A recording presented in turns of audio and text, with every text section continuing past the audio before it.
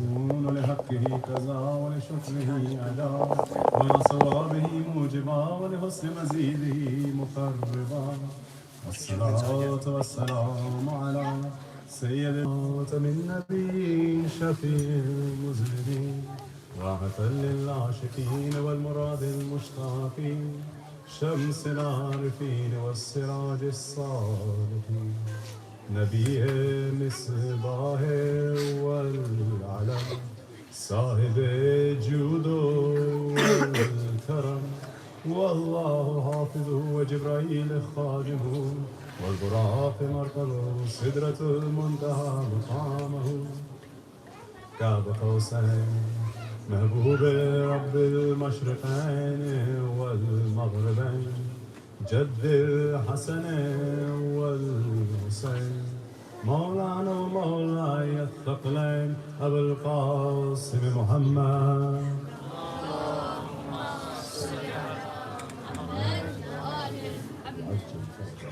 ثم الصلاة والسلام على جميع أهل بيته الطيبين الطاهرين المعصومين المنتجبين المنتخبين المظلومين الذين عذب الله عنهم الرجس وطهرهم تطهيرا اللهم صل على محمد ولعنة الدائنة على أعدائهم منكر فضائلهم غاصب حقوقهم ومراتبهم ومنزلتهم ومقامهم من يومنا هذا إلى قيام يوم الدين أما بعد فقد قال الله الحكيم في قرآنه الكريم وهو أصدق القائلين قوله الحق بسم الله الرحمن الرحيم إن الدين عند الله الإسلام صدق الله العلي العظيم صلوات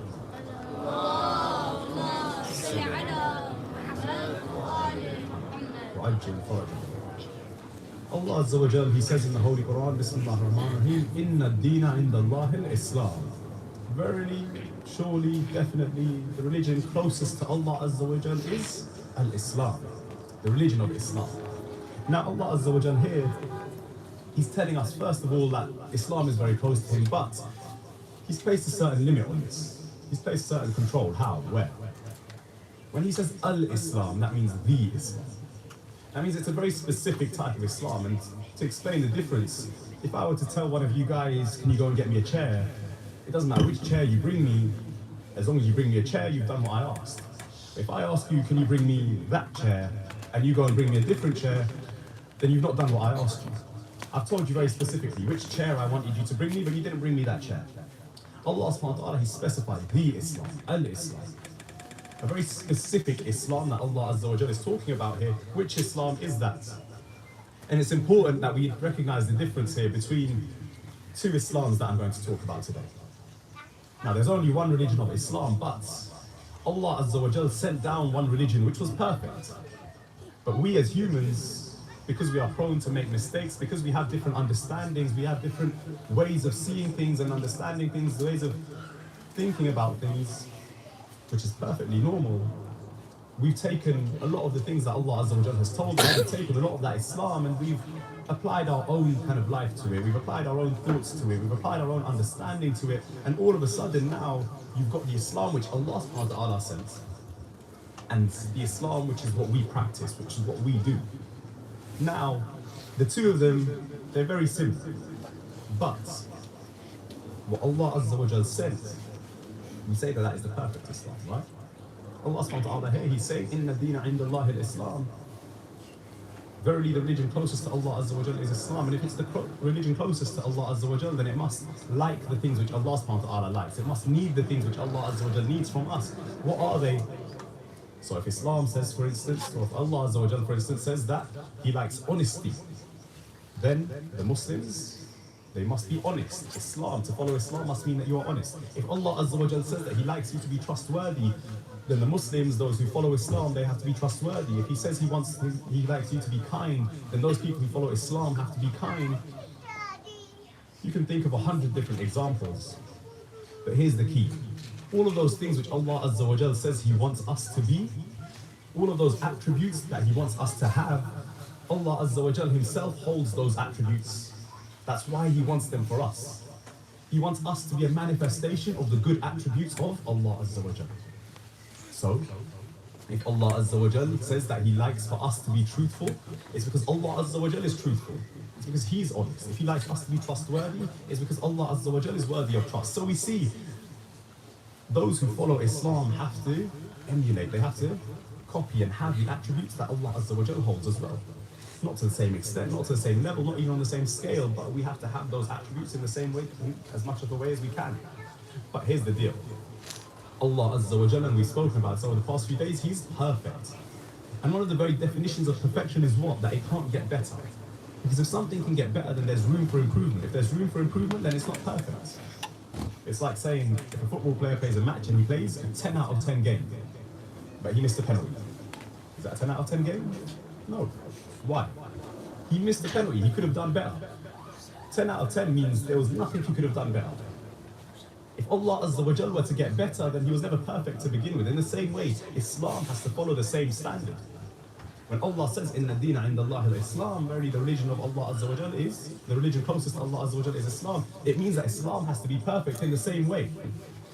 So, what is perfection for Islam?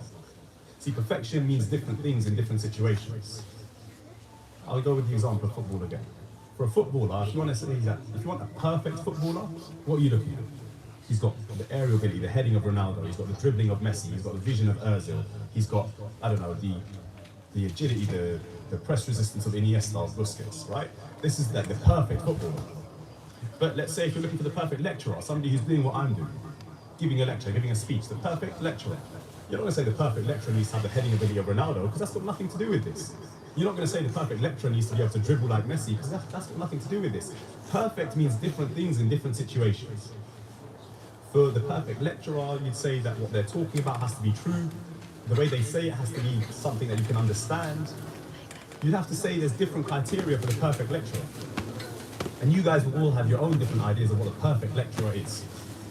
Now, Islam, what's perfection for Islam? What does perfection look like in this situation, in this scenario that we're looking at? I'm going to look at three things for the perfection of Islam. The first is what we see outwardly. When people practice Islam, how are they behaving? Are they behaving in a perfect manner or not? And when we practice Islam, the easiest way to kind of group that is the Furu'id. Now, the Furu'id is something given to us by our scholars, the great scholars in the early years of Islam. They kind of grouped together all the things that Islam tells you have to do. And that group was called the Furu'id, the branches of religion. Of that we have namaz, we have our sawm, our fasting, we have hajj, zakat, khums, jihad, amr bil ma'roof, nahy anil munkar, tawalla and tabarruk. These are the things which outwardly show Islam. Now, if we say Islam is perfect, let's take a moment and look out at the world. Let's take a moment and look out at the Muslims and how they behave. Does that seem perfect to you guys? I'll say no. The way the Muslims behave at the moment is absolutely not perfect, but then does that mean that Islam's not perfect? Let's try and figure out why. See, the perfection of Islam, we've looked at this first criteria, this first thing that Islam needs to be perfect, and the first thing we said is outwardly facing. There have to be people who do the right things, or who do the things that Islam tells them to perfectly. And if they do that, then we should see some kind of perfection. Now, there's 8 billion people in the world. I don't know how many of those are Muslims, but let's say however many Muslims there are in the world, do you think there's nobody in the world who's not doing their fasting correctly, their namaz correctly, who's not going for hajj when they can, who's not paying their zakat on time, who's not taking money out for khums, who's not doing amr bil ma'roof and nahy anil munkar, encouraging good, discouraging bad, who's not displaying tawalla and tabarra, love for the Ahlul Bayt alayhim as-salam, and anger towards their enemies? You think there's nobody in the world doing that? Of course, there's people doing that. But then why is Islam still seen to be in this state where it's not perfect? Why are we still looking at this Islam in the world and thinking that doesn't seem like what Allah's level of perfection should be? It means there's more criteria, more things that we have to fill. And when we're talking about the perfection of Islam, we have to then look at what Allah Azza wa Jal says about perfection and Islam. What does He say? In the Holy Quran, Allah Azza wa Jal says what? Bismillahir Rahmanir Rahim. Al-yawma akmaltu lakum deenakum wa atmamtu alaykum ni'mati wa raditu lakum al-Islam deena. On this day, I have perfected for you your religion and have completed my favor upon you and have chosen for you Islam as your religion. Now, the first point to note, and this is a little bit of a tangent, this isn't really to do with the topic, but because we mentioned this ayah, it's one thing that I always like to mention. Look at the one thing Allah Azza wa Jalla repeats again and again in this ayah, this verse. Bismillah ar-Rahman ar-Rahim. Al-yawma akmaltu lakum deenukum wa atmamtu alaykum ni'mati wa raditu lakum al-Islam deena. There's one thing that keeps coming out. I'll recite the translation and you'll hear it in the translation as well. On this day I have perfected for you your religion and have completed my favor upon you and have chosen for you Islam as your religion. The thing that crops up again and again is you. Allah subhanahu wa ta'ala is talking to each and every one of us as individuals. Islam's not for Allah, no. Islam's for me and you. Here Allah Azza wa Jal says, on this day, I have perfected for you Islam. I have perfected for you your religion. Al-yawma akmaltu lakum deenukum. So, it stands to reason then that on that day when this verse was revealed, Islam was perfect. So we should see that perfection in the world when we look at Islam. In the Islamic world, we should see that perfection. When was that day? It was when the Holy Prophet and the companions were making their way back from the final Hajj of Rasulullah sallallahu alayhi wa alihi wa sallam.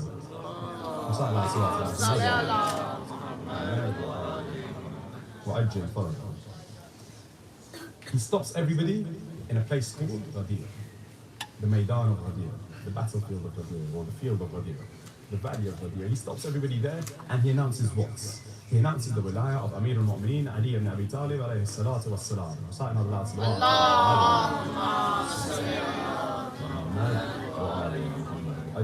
It's the day that every year we celebrate as Eid al-Ghadir. On that day, Allah Azza wa Jalla reveals this verse. On this day, I have perfected for you your religion. But again, when we look out at the world, do we see that perfect image? Do we see that perfect religion when we look out at the Muslim world? Again, no. We're still not seeing it. Now what does this mean? Does this mean that Allah Azza wa Jal in that moment where He says that I have perfected your religion for you, does that mean that Allah Azza wa Jal is wrong? No, of course not. Allah Azza wa Jal in everything He does and everything He says is truthful. So why here has He said He has perfected the religion, but yet we can't see that perfect view of the religion, that perfect vision of the religion? The reason for that is very simple. The real view of perfection comes slightly different. Allah here has perfected the framework, He's perfected the structure of Islam, He's perfected the foundation and the base of Islam. But for us to see that perfection, we must see Islam go through a test, a quality assurance. We must see Islam trialed. We must see it tested. And what was the greatest test on Islam? What was the greatest test on our religion? From the dawn of time till now, the greatest test that Islam has ever had to face was when? The 10th of Muharram in Karbala. And I'm not going into Masa'ib here, but when we look at the events of that day, when we look at the events of Karbala, that was the greatest test that Islam has ever had to withstand. And Allah Azza wa Jalla chose our third Imam, Imam Hussaini alayhi salatu wassalam, to carry out that test, to be tested for Islam. Now, when we look at what Imam Hussaini alayhi salam did on that day, we would say if he passes that test on that day, if Islam survives that test, then we should be able to see that perfect religion. We should be able to see that perfection in the Muslim world, but we've said it again and again. We can't see that perfection in the Muslim world. So does that mean that Imam Hussain alayhi salam failed? No. Imam Hussain gave everything that he had to give. He sacrificed everything he could sacrifice. He bore every pain there was to bear. So then why can we not see that perfect vision of Islam? Why can we not see that perfect religion in the Muslim world? Very simple reason. The test began on the 10th of Muharram. It did not finish on that day. It did not finish on Ashura. So where did it finish? If it didn't finish that day in Karbala, where did it finish? Does it finish in Kufa or Sham? Does it finish in the prison? Does it finish in Medina when the family of the Holy Prophet returns? No. Because if it had finished then today we would be able to see that perfect vision of Islam. I'll answer the question myself, don't worry. We would be able to see that perfect vision of Islam. Allah Azza wa Jal, He gave us this perfect religion. When it had this trial upon it, the trial starts on the 10th of Muharram in Karbala. But when does it finish? To find out when it finishes, let's go back to the Holy Quran. Allah Azza wa Jal, He speaks in the Holy Quran of a very grave murder. He says, whoever is murdered, whoever is killed, Allah will surely grant their heir and authority. What does that mean? Now in practical life, when you ask most people, what they'll say this means is that everybody who's murdered, there is somebody after them. Their wali, their kin, there's somebody after them, right? It's your son, your brother, your daughter, whoever it is, there's somebody after. And Allah Azza wa Jalla said, hey, he's saying he's given them an authority. What is that authority? Again, when you ask most people, they'll say that authority is either to take revenge, or to be merciful to the killer, or to take what you call diya, what you call blood money. Now, when we look at the ahadith, this verse is mentioned in our ahadith. Our fifth Imam, Imam Muhammad Baqir alayhi salatu wa salam,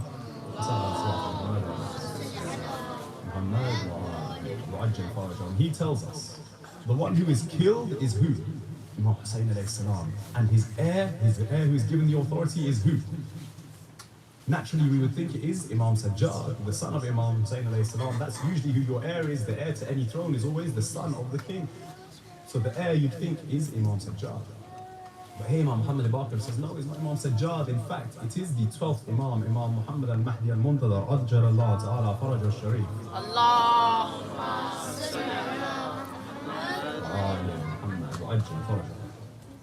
And again, we have in another hadith, the third Imam himself, Imam Hussein himself, he says what? He says, by Allah. This time he's promising, he's swearing by Allah Azza wa Jal. He says, by Allah, my blood will not stop boiling until Allah Azza wa Jal sends down the Mahdi. Now, why is there such a link between these two Imams? Why is there such a connection between these two Imams? So much so that when Allah Azza wa Jal in the Holy Quran refers to our Imam, our third Imam, Imam Hussain alayhi salam, then at the same time we see this is a reference to another grave murder that will be committed. There's the murder of Imam Hussain alayhi salam, which Imam Muhammad Baqir said this verse is about, but there's another murder as well that will be committed that we have to remember. What is that murder? That murder will not take place in Karbala. That murder will take place in Masjid al-Haram near the Kaaba. An innocent life will be taken. An innocent person will be murdered, will be killed, and that will be the sign of the return of our Imam. There's a very close connection, a very close link between these two Imams. Why? Because the mission, the test that Islam had to face, it starts with Imam Hussein and it ends with Imam Mahdi. Ajjalallahu ta'ala faraj al-Sharif. Recite another loud salawat ala Muhammad. But what does this mean for us? If we say that that mission is ongoing, we realize, fine, we're waiting to see that perfect vision of Islam in the Muslim world. It will happen when the test is completed, and that is when our Imam will return and complete that test. But what does that mean for us in the meantime? What does that mean for us right now, for us today? What that means is that when we look at the ziyarat and when we look at how we like to think of Karbala, we all like to think that had we been in Karbala, we would have also been on Imam Hussain alayhi salam's side. We would have given our life for Imam Hussain. In fact, in the ziyarat of Imam Hussain, we often recite what? Bismillahir-Rahmanir-Rahim, Abi antum ummi. May my mother and father be sacrificed for you. I would give my mum and dad's lives for you, O Imam Hussain. Now there was a lecturer, Zaki. He was reciting the Messiah of Imam Hussain alayhi salam once, and in that he said, if I was in Karbala, I would have given my life for the Imam as well.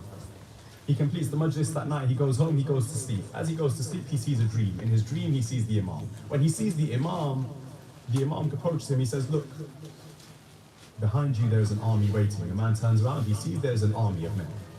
The Imam says, I want to read my salah. It is the time for namaz, I wish to read my namaz, but as soon as I read my namaz, that army will attack. Will you protect me while the army attacks? The man says, absolutely. So the Imam, he begins his salah, the man stands in front of the Imam. As the Imam begins his salah, the army start to fire arrows. As these arrows come towards the Imam, the man is standing there to protect him. He sees the first arrow come towards him. As the arrow gets closer, he realizes this arrow is going quite fast. He realizes it's going quite fast, and as it gets even closer, he realizes this arrow is quite big. As the arrow comes even closer, he realizes this arrow is going to do a lot of damage. This arrow is going to hurt when it hits me. So what does he do? As soon as the arrow gets near him, he ducks out of the way. He gains composure, stands up again. Another arrow coming towards him. This time he thinks to himself, I'm not going to move, I'm ready, I'm standing here. The arrow gets closer and closer, he gets scared again, he ducks out of the way. 3 times this happened. In that time, the Imam finishes his namaz. When the Imam finishes his namaz, the man turns around, he sees the Imam's wounded, he's hurt, he's on the floor. The man rushes forward to the Imam. He's overcome with grief, he's weeping, he's crying. He falls to his knees, he goes, Ya Imam, please, I beg of you, forgive me, please, forgive me. The Imam says, look, I forgive you. Absolutely, I forgive you. Don't worry about that. But just remember, every time you say you would have given your life for me, every time you say that you would have been on my side if you were in Karbala, just realize it's not that easy.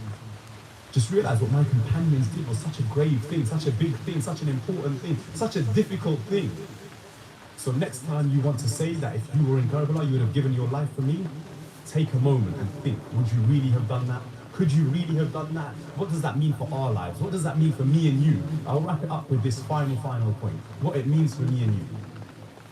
If we want to think that we will be part of those who will be in the army of the Imam, then we have to make sure we live our life according to that. I say this quite a lot. Islam and being Islamic, it's not some switch that you flick and all of a sudden you're Islamic. All of a sudden you're a great Muslim. It's namaz time, and whatever you were doing, all of a sudden you flick a switch, you pray, and you're a good Muslim for that 5-10 minutes that you're praying, and then you go back to being a regular guy. That's not how Islam works. If you want to be a good Muslim, it's not just at namaz time. If you want to be a good Muslim, it's not just in the mosque. It's your entire life. It's everything you do. Every decision you make. You have to think about Allah Azza wa Jalla.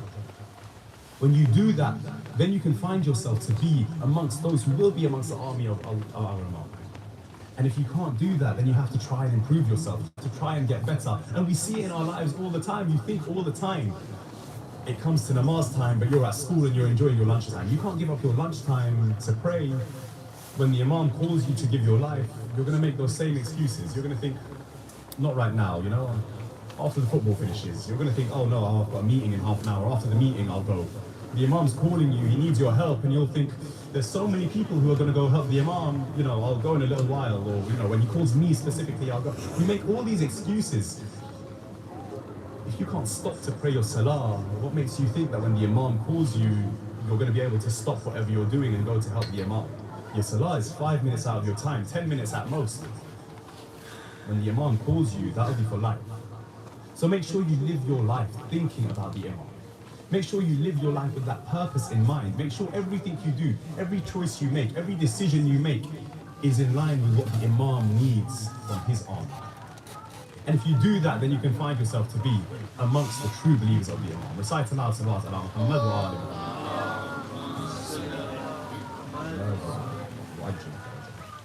In these nights, we are remembering another Imam. We are remembering our first Imam.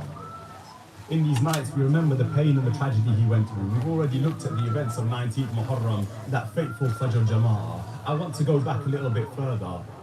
The 17th of Ramadan. Imam Ali alayhi salam, he comes to Masjid al-Kufa.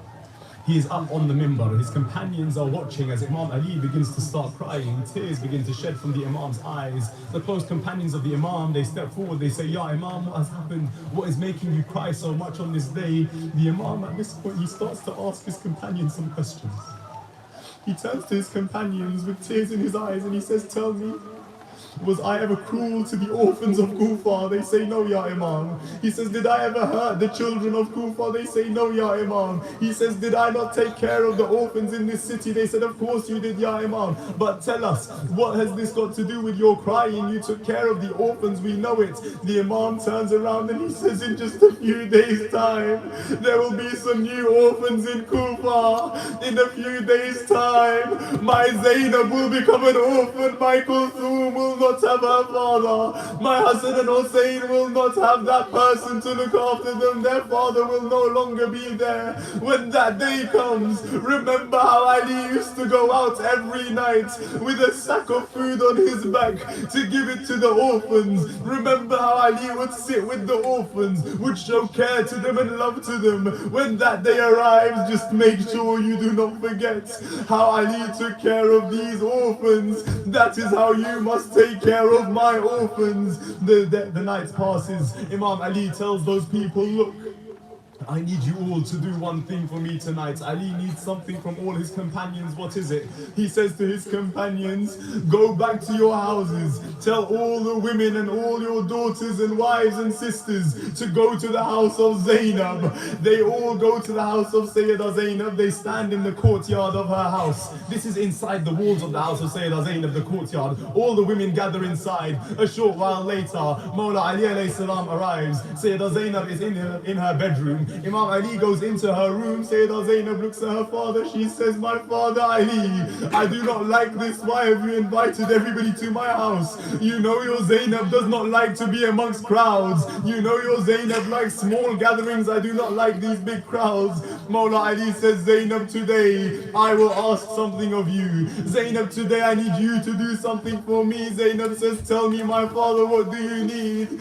Imam Ali says, Zainab, go outside your room. Go to the courtyard where the women are waiting. Go and meet all of these women. Sayyidah Zainab leaves her room. She goes to meet all the women. Imam Ali walks out behind her. He then turns to Sayyidah Zainab. As she left her room, she left in full hijab. She left with her face covered. She left with her abaya on. Imam Ali alayhi salam, he walks out after her. He says, Zainab, I will ask one more thing from you now. Zainab, now remove the covering from your face, remove your veil, remove your niqab, Zainab. Zainab looks around, there are only women around her. She removes the veil from her face. Now Ali ibn Abi Talib addresses the women. He says, oh women of Kufa, look at the face of my Zainab. Remember my daughter's face. There will come a day where this same Zainab will return to Kufa.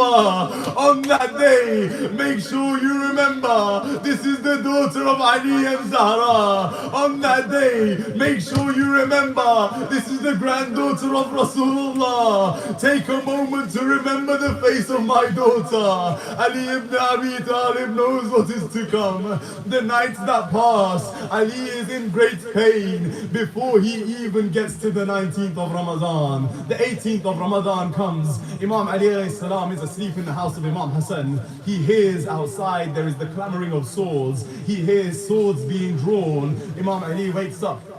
He says to his son, Hassan, tell me, what is this sound? What am I hearing? Why can I hear swords? Imam Hassan turns to his father. He says, the other day, yesterday in Masjid Kufa, you told everybody that soon your children will become orphans.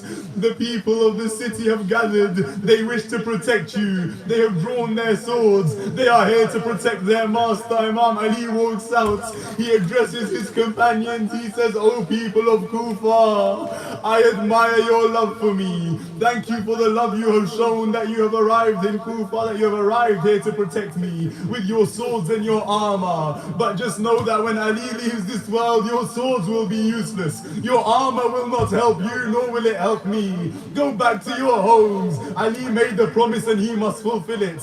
Imam Ali alayhi salam, he knows the day is about to come. I've already recited the Masa'ib of the 19th of Ramadan. The night falls. Imam Ali comes to the house of Kulthum for iftar one last time. Bibi Kulthum watches her father pace back and forwards. She sees he is worried. She sees when he goes towards Masjid Kufa. She sees the geese try and pull him back and stop him. She hears him give the adhan. She sends her Hussaini and Abbas when she hears the cries of Fustu wa Rabbil Kaaba. All of this comes to pass. The moment where Imam Ali is brought back, we have heard this in the Masa'ib already. Imam Ali comes into the house. His daughter Zainab rushes to him. His daughters begin to wash the blood out of his head. They begin to wash the dirt out of the head of Amir al-Mu'mineen. The day passes. Imam Ali alayhi salam, he begins to get worse and worse. His illness begins to take hold of him. The poison begins to take effect in great danger now. Amir al-Mu'mineen, he calls his family forward.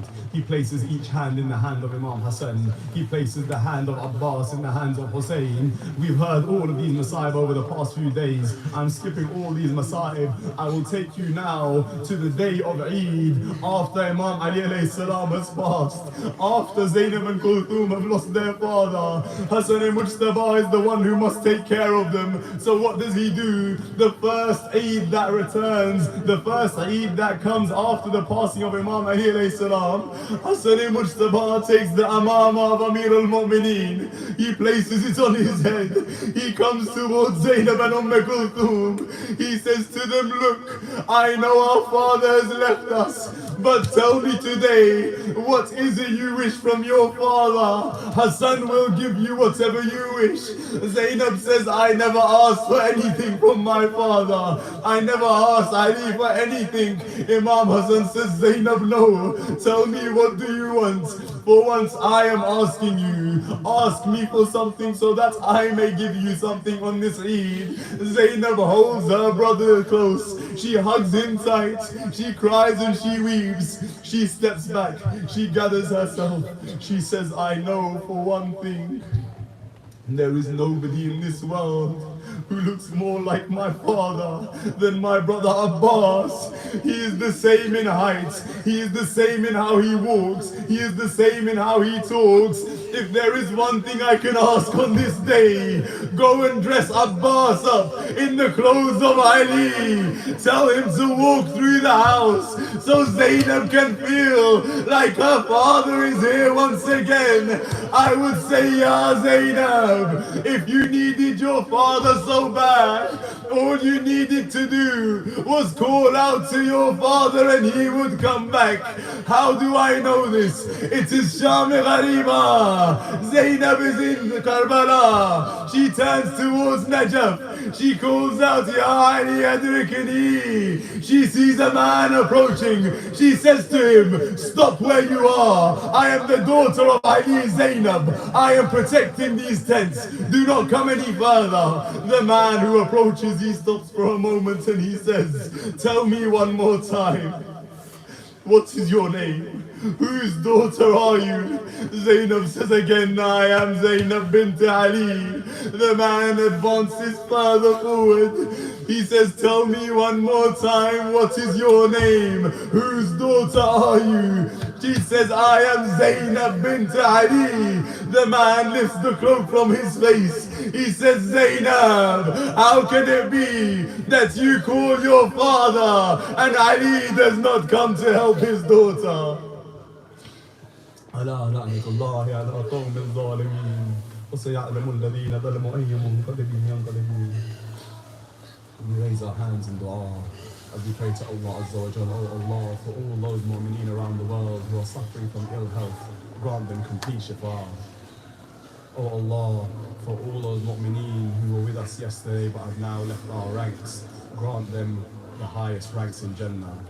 And we pray to Allah Azza wa Jalla, oh Allah, hasten the reappearance of the Imam of our time and allow us to be amongst those who enter Jannah under this banner.